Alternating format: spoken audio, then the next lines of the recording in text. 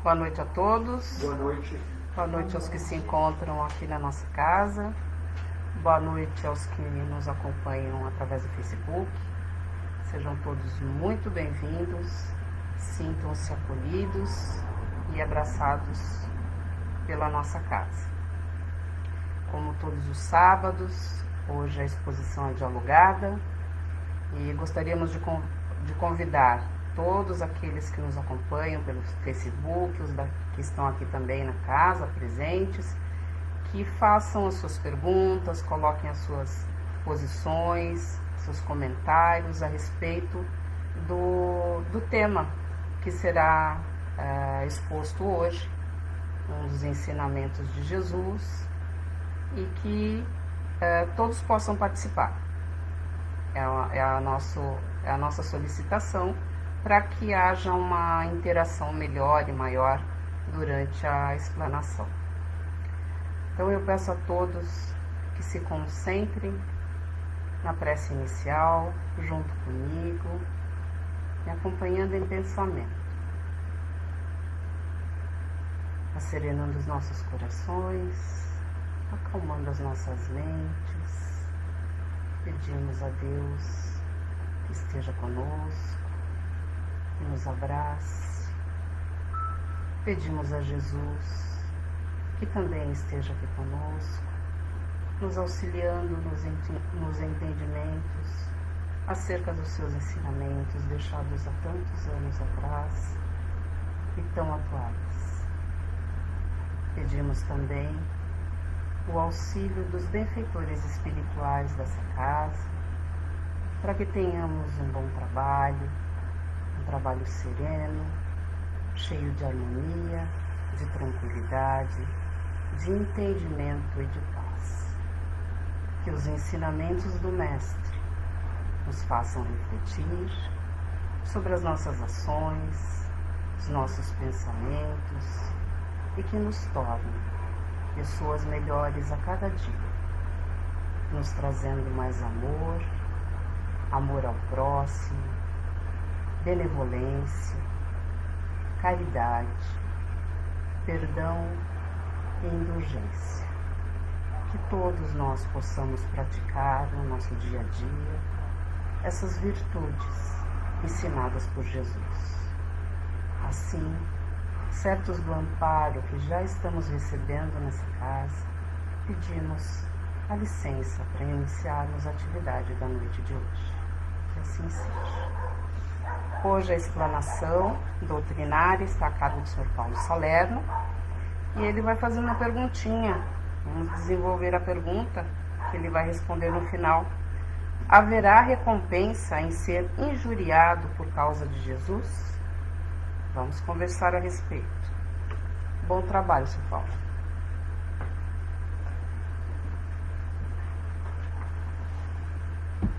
Muito obrigado, Beth. Uma boa noite a todos que estão aqui na nossa sede, boa noite a todos que estão nos assistindo aqui pelo Facebook.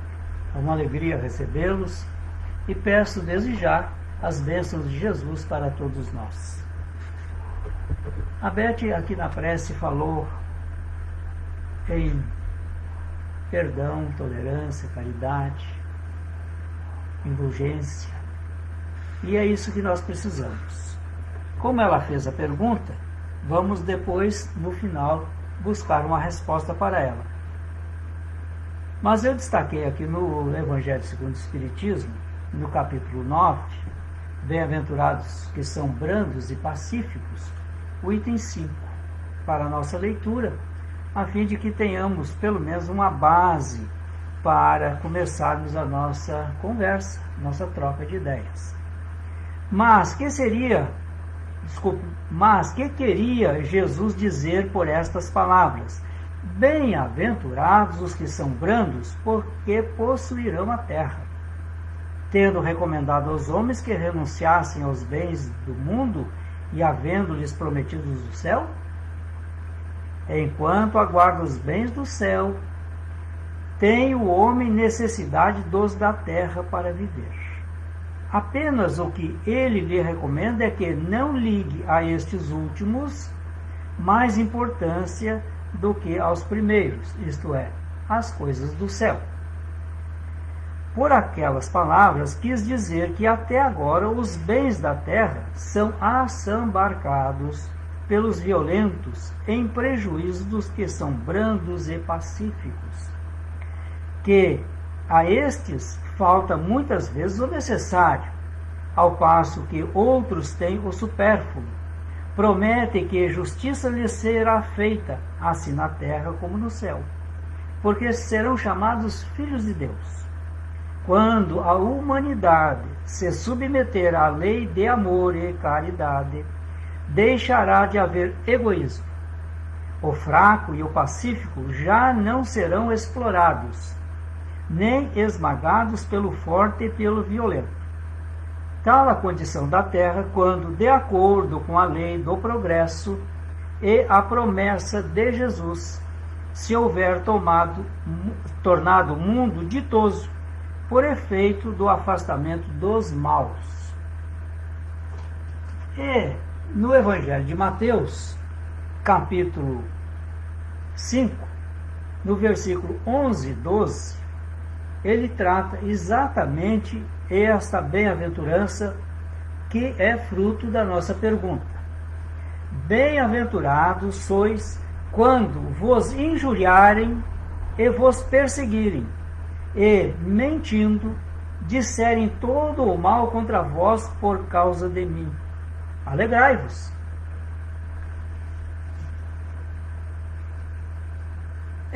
Quis a espiritualidade que nós conversássemos a respeito desse assunto hoje. Num passado não muito distante, lá nos primeiros séculos da nossa era, século I, II, principalmente 2 e 3, nós éramos os cristãos. Veja a minha petulância, estou me colocando lá, não sou isso, né? Os cristãos eram perseguidos e, por causa de Jesus, eram injuriados. Mas não é essa injúria que nós conhecemos hoje, era a injúria do corpo também. Quando colocavam essas criaturas para serem dilaceradas pelas garras e presas das feras. Eram colocados também em postes e imolados no fogo. Outros eram crucificados. E hoje, como nos encontramos? Quando criaturas menosprezam o Cristo e chamam os seus seguidores, os cristãos, de todos os adjetivos pejorativos possíveis, como poderemos nos sentir? Então só tem uma forma de nós suportarmos essas injúrias. Eu gostaria que me ajudassem a formular essa fórmula que estou aqui trazendo, ventilando. Temos aí comentários? Temos sim. Os mil do pois quem combate monstruosidades deve cuidar para que não se torne um monstro. E se você olhar longamente para um abismo, o abismo também olha para dentro de você. Ele diz que admite esse filósofo alemão. Muito bem, Tosilton. É exatamente isso. Muitas vezes nós damos importância demasiada ao mal e esquecemos o bem que está ali ao nosso alcance. Damos importância demasiada quando nos menosprezam porque somos seguidores do Cristo.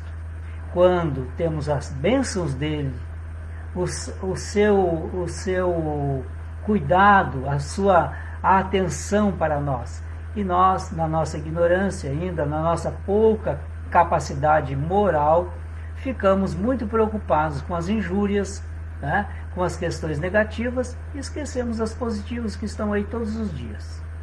Mais algum comentário? A Cadúcia diz: alegremos sim com o amado Jesus, nosso caminho, verdade e vida. Jesus, caminho, verdade e vida. O Luiz, quer falar, Luiz? É para cooperar aí com a Carlúcia, né? Ela fala caminho, verdade e vida. Significa o caminho nosso é para o Criador. A verdade é vivenciar os ensinamentos do Mestre, que nós, então, se fizermos isso nas nossas vidas, vamos, então, receber essas recompensas na imortalidade, que é muito interessante pensar dessa forma, não do lado material. As injúrias, isso tudo, dá para tirar de letra, quando a gente tem esse propósito do bem. Caminho, verdade e vida. Achei bem interessante. Então podemos dizer que caminho, verdade e vida tem um significado muito grande para todos nós. O caminho é aquele que Jesus nos assinalou, que era através de exercitarmos o amor uns aos outros. A verdade é Deus. É para lá que nós estamos caminhando. A verdade absoluta é Deus. Por enquanto nós temos ela fragmentada, cada um de nós uma parcela desta verdade. Mas Deus é, em filosofando, a verdade absoluta. Vida. A vida que foi concedida pelo Pai. Uma vez que nós fomos criados, espíritos e individualizados, naturalmente, nós não perdemos mais a vida. Tornamos-nos, portanto, imortais. Olha que maravilha. E aí nós nos preocupamos com as injúrias. Ah, pois é, aquela criatura rompeu comigo porque eu me declarei cristão. Qual é a importância que isso tem? Nenhuma. Porque quando nós, em nome do Cristo, realizamos uma ação no bem, esse bem vem naturalmente a nosso benefício. Lei de causa e efeito. Então não precisamos nos preocupar com esses ataques, essas injúrias, esses menosprezos, colocando-nos muitas vezes, ou tentando colocar os cristãos em posições ridículas. Nós temos visto isso muito, por aqui, em outros lugares também, vilipendiando o significado de Jesus, o seu significado, menosprezando as suas lições, satirizando as suas mensagens, agredindo até mesmo, através de cenas chocantes, a figura do Mestre, tentando colocá-lo numa posição de injuriado. Claro que o nosso coração fica um tanto quanto intranquilo, mas quando nós temos a vivência da paciência, da benevolência, da tolerância e da caridade, tudo isso perde o significado, porque nós ganhamos assim as coisas do céu, os bens do céu. Mais algum comentário, Beth? A Aline Maricato diz que falta-nos convicção. Infelizmente, temos necessidade de aprovação alheia por causa do nosso orgulho. A Aline faz um toque bastante especial aqui, nos chama a atenção pelo orgulho que ainda vige em nós. Porque nós, numa situação qualquer, somos ainda aquela criança que identifica o seu brinquedo melhor que todos os brinquedos dos demais. Esse sentimento de ter algo para si, e esse algo é melhor do que todo mundo, é o orgulho. E muitas vezes nós achamos também, porque a criatura que, não sendo cristã e tendo uma outra fé qualquer, não pode ser tratada por nós com menosprezo, assim como nós queremos que não nos tratem também com menosprezo.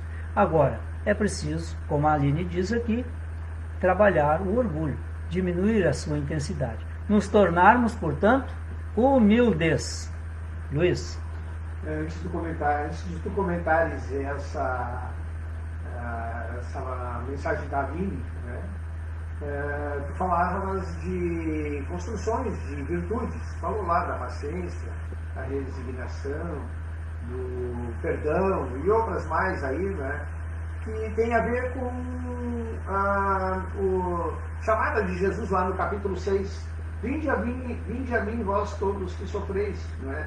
Porque o meu fardo porque o meu jugo é suave e o meu fardo é leve. Quando a gente exercita essas virtudes aí, né? Fica tudo fácil para superar. Tu olha a prova, essa aqui é uma forma de exercitar a paciência, a outra vem, isso aqui é uma forma de exercitar a resignação, e aí o jugo suave e o fardo leve estão presentes. A obediência da lei. Porque se tornam oportunidades. Né? Exatamente. Aí isso tudo vai virar oportunidades de progresso e não injúrias, né, que é o que a gente vai discutindo hoje. E quando nos sentimos injuriados, é porque ainda temos, como disse a Aline, um orgulho muito aflorado. Né? É a antítese da humildade. Assim como a caridade é a antítese do egoísmo, o orgulho é a antítese da humildade. Então, se trabalharmos a nossa humildade, não vamos nos sentir injuriados, porque o que quer que digam não vai fazer diferença se tivermos essa convicção que a Aline falou a respeito da vida que não acaba nunca, né? A vida eterna, a imortalidade, né? A imortalidade e nos ensinamentos de Jesus, que é o jugo suave e o fardo leve. Muito bom. Então podemos ver aí por esses comentários que todos nós temos um grande trabalho a ser feito. Tornar essas energias negativas do orgulho em energias positivas, que é vivenciar a humildade. Ora, Jesus não precisa de defensores. Jesus não precisa de advogados de defesa. Precisa somente que nós outros nos convençamos de trabalhar a caridade, a humildade, a paciência, a tolerância, a resignação, enfim, todo o tipo de virtude que nos alavanca no progresso da humanidade. E aí essas questões de injúrias desaparecerão. E nós não daremos importância maior a esse tipo de coisas, porque sabemos que estamos em uma posição superior de compreensão. Que é as convicções que a Aline fala ali, né? Isso. Então, aguardo aí que mais algum comentário que possa fazer o pessoal aqui de nossa sede ou vocês que estão aqui nos assistindo pelo nosso Facebook.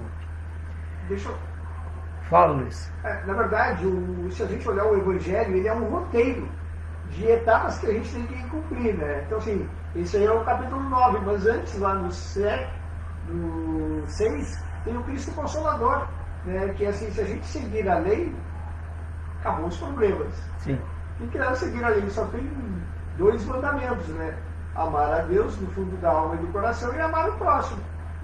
Contempla tudo que é preciso. O jugo fica suave e o fardo fica leve. O que é o fardo? As provas vão naturalmente, a gente naturalmente vai lidar com elas. Então, assim, vai ter aqueles que vão nos injuriar. Apareceu novamente uma oportunidade de exercício da construção de virtudes que vai nos levar para espíritos puros. O caminho, sim. E aí entra a convicção que a Aline coloca ali, né? Nós temos que ter convicção do que queremos na vida. Sim, exatamente. Mas o Luiz toca num ponto aqui que não precisamos chegar aí, né? De passarmos pelas injúrias para sedimentar em nós virtudes. Nós podemos fazer isso antes de sermos alcançados por injúrias. Porque só é injuriado aquele que se deixa ferir no seu orgulho. Quando nós não temos mais orgulho, qualquer desses ataques não nos atingirão mais. Então é necessário que nós desenvolvamos as virtudes, saibamos superar as provas, saibamos, por exemplo, dar testemunho na hora da dor, do sofrimento, e passando então a viver com tranquilidade aquela prova ou aquela expiação. Temos mais um comentário? Sim, a Evenise Berlese diz: eu estou tentando construir o reino de Deus e seguir as orientações de Jesus, os meus pensamentos e sentimentos, tomando cuidado para não contaminar a minha construção na opinião alheia. Bom, olha aí, a Evenise traz essa preocupação, né, o seu autocontrole, o seu autoconhecimento, para que não se perturbe com pensamentos ou atitudes ou palavras que possam chegar a ela. O que ela está fazendo? Ela está num grande exercício também, né, de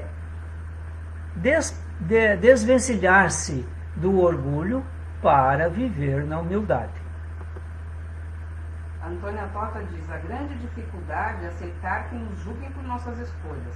Ainda falta muito para extinguirmos o orgulho do nosso caminho.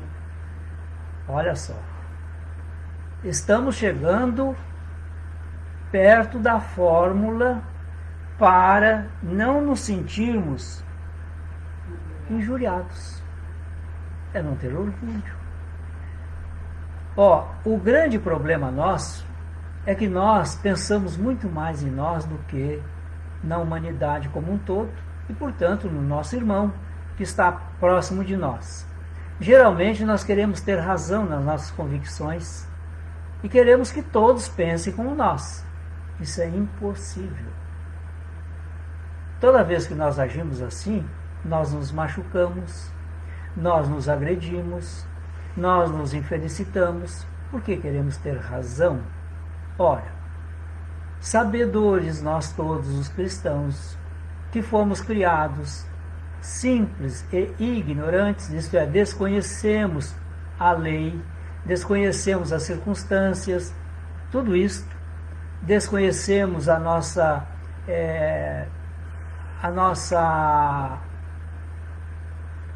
como se eu posso dizer? Nossa sombra. Não, a nossa sombra, não, o nosso início, né? Nós desconhecemos como Deus nos criou. Sim. Nós não sabemos como Deus nos criou. Sabemos que fomos criados por Ele, mas como? Não sabemos. Mas nós buscamos saber como. Quando sofremos todas essas injunções que vão nos colocando pouco a pouco em alinhamento com a lei de Deus. Mais um comentário? Tem, o Tusnildo diz: podemos seguir caminho pelas letras iniciais do chá: conhecimento, hábitos e amor. Olha ali, o Tusnildo traz aqui uma boa analogia, né? E faz aqui uma sigla: chá, conhecimento, hábitos, amor. Ora, conhecimento, claro que se nós fomos criados simples e ignorantes, nós precisamos adquirir conhecimento para deixar para trás a ignorância. A simplicidade é hábitos. Nós não tínhamos hábitos. Nós vamos construindo esses hábitos, sempre cada vez mais salutares, no trato conosco mesmo, no trato com o nosso irmão, no trato com os demais e com a natureza e Deus. E, por último, o amor. Porque sem amor, esse chá será muito azedo. Será intragável. Então é necessário adoçar com amor o chá. A Antônia Tota diz que o que queremos é que o outro esteja no mesmo nível de evolução que nós. Impossível. Também, quantas vezes nós nos medimos e os outros nos medem por parâmetros próprios de cada um. Mas isso é impossível. Vejam a grandeza de Deus que criou todos nós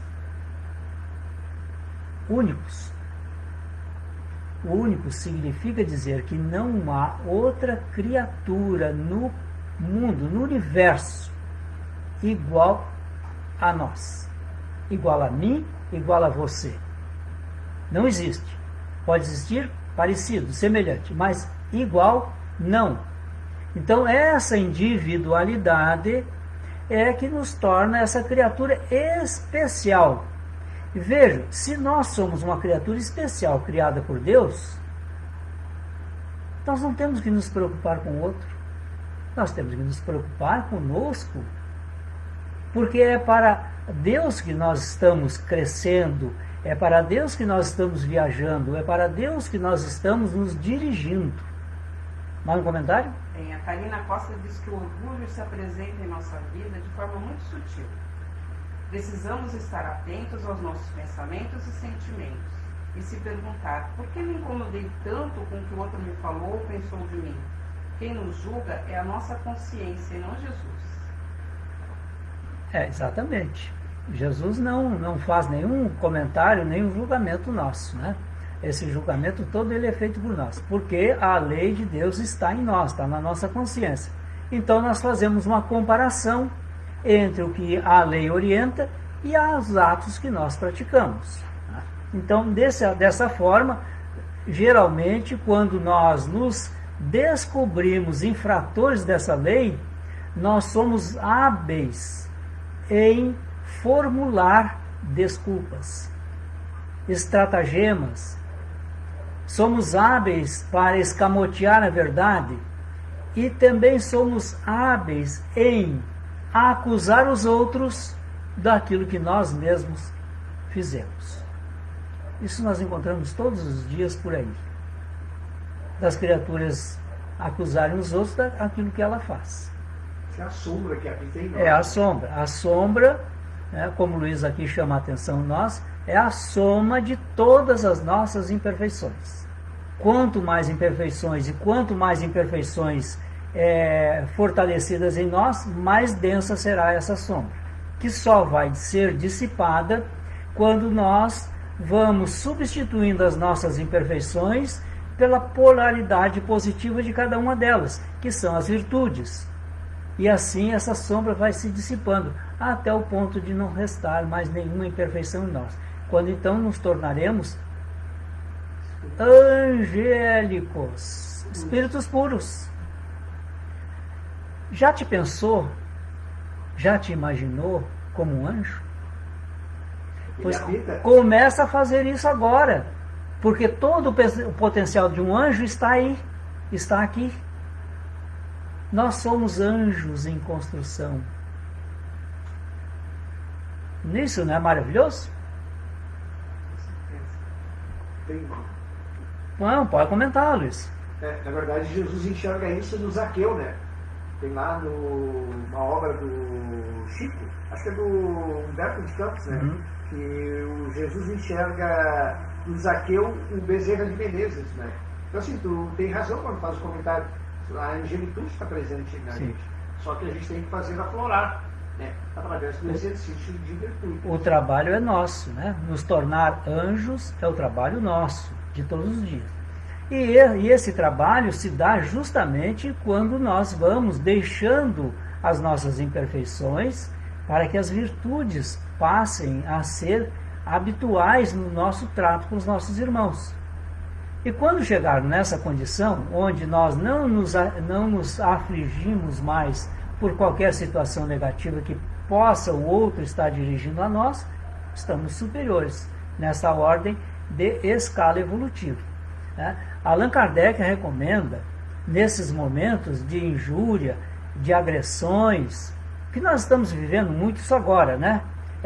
De intolerância, de pontos de vista que não abrem espaço para pontos de vista diferentes, isto é, buscando um pensamento talvez utópico, né? Um pensamento utópico, de um pensamento único, né? Esquecendo que nós somos essa individualidade. Mas o que eu queria dizer é que quando nós fazemos esse esforço por nos melhorar, nós atraímos para junto de nós legiões de espíritos bons para nos dar o suporte necessário para que nós transitemos por aquelas faixas ainda atrasadas, ou de provas, ou de expiações, nos tornando então vencedores, não dos outros, mas vencedores sobre nós mesmos, sobre as nossas próprias imperfeições. O nosso tempo já está se esgotando e, de uma certa forma, nós já temos a resposta, né? E eu vou fazer aqui a pergunta novamente: haverá recompensa em ser injuriado por causa de Jesus? Certamente que sim, haverá recompensa. Por quê? Porque nós, nessa provocação da injúria, nós temos que trabalhar o nosso orgulho e o nosso egoísmo. Nós não estamos acima de ninguém. Nós estamos caminhando juntos, cada um dentro do seu potencial, cada um dentro do seu conhecimento, cada um dentro da sua percepção das questões dos bens materiais ou dos bens espirituais, cada um dentro da sua concepção de vida. Pode ser só essa vida material, pode ser também a vida espiritual, que cada um pode professar. Aquele que diz, eu não acredito em nada, eu não acredito em Deus, ele é ateu, mas ele acredita em alguma coisa. Porque se ele diz que não acredita em nada, então ele acredita no nada. Ele acredita em algo. Né? Bota fé. Né? Então vejam, nós temos que respeitar essa criatura. Né? E isto vai nos levar ao desenvolvimento da humildade, dando ao outro o direito dele se expressar conforme assim lhe aprouver. Também pedindo nós que nos respeitem tanto quanto estamos respeitando essas opiniões divergentes. É assim que nós vivemos no mundo. E temos que nos posicionar. Não para agredir o outro, mas para compreender o outro. Não para dissuadi-lo, mas para aceitá-lo conforme ele se apresenta. E é isso que nós seremos, então, recompensados por essas injúrias, porque estaremos num pleno exercício de aprimoramento moral, que é o que nos falta.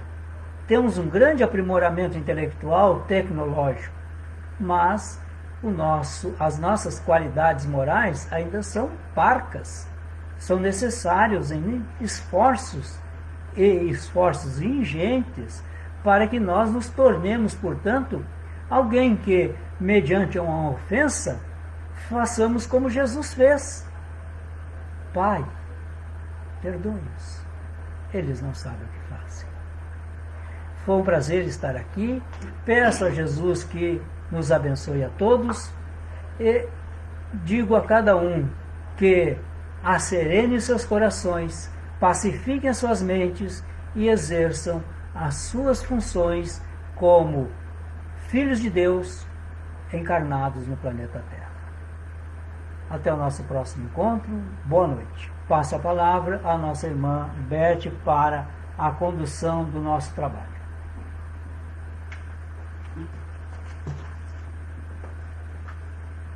Muito obrigada, seu Paulo. Então, como todos os sábados, nós dedicamos a irradiação aos nossos irmãos suicidas.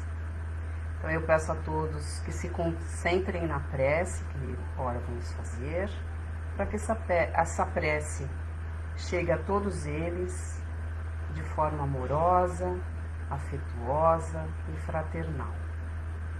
Então, ainda em conexão com o alto, pedimos o auxílio e a assistência dos benfeitores espirituais dessa casa, o auxílio de Jesus, que o nosso bom pensamento alcance esses irmãos. Esse irmão que está nesse momento pensando em cometer o suicídio, que não consegue mais lidar com as aflições da vida, com as cobranças da sociedade, está aflito e quer pôr fim ao sofrimento, pensando em tirar a vida do corpo físico, imaginando que assim porá fim aos sofrimentos da alma. Ele não sabe, Pai, que o sofrimento será ainda maior. Que esse irmão seja envolvido em luz, em amor, em equilíbrio, por benfeitores amigos. Que ele receba um ombro amigo de um vizinho, de um familiar, um colega de trabalho, que o ouça, sem julgamentos. Que ele possa colocar um pouco desse fardo, dividir um pouco desse fardo com alguém e se sinta acolhido. Que ele seja acolhido por irmãos de toda a ordem, encarnados e desencarnados, espíritos benevolentes. Que ele entenda o quão preciosa é a vida dada por Deus e que ele não perca a fé no nosso Criador, o nosso Pai de amor e bondade. Que ele seja alcançado por amor de todas as partes, dos familiares, dos amigos, e que coloque em seus pensamentos o quão valiosa é sua vida. Pedimos também por aqueles irmãos que já cometeram suicídio e que vagam pelo vale do sofrimento, pelo vale dos suicidas. Que esses irmãos sejam acolhidos, instruídos pelos trabalhadores de Maria, Mãe Santíssima. Que esses irmãos tenham a oportunidade de uma nova jornada e que vivam com resiliência, entendendo que os sofrimentos nos fazem crescer, que as tormentas e os obstáculos são provas pelas quais todos nós precisamos passar, mas que passemos com resignação para alcançarmos o nosso objetivo. Pedimos ainda pelos familiares enlutados, pela morte prematura desse ente querido. Que essa família seja envolvida em amor, por Maria, Mãe Santíssima, que ela acolha e abrace a todos que sofrem por essa perda. Assim, certos dessas bênçãos a esses irmãos e desse acolhimento que certamente receberão pela prece sentida e proferida por todos nós, pedimos que Maria os acolha com muito amor, hoje e em todos os momentos necessários. Que assim seja. Então vamos agora ao momento do passe, ao momento final do nosso trabalho. Pedimos aos aplicadores de passe que se posicionem para que todos possam receber esses fluidos magnéticos. Pedimos aos benfeitores espirituais, amigos, que nos envolvam nesses fluidos benfazejos,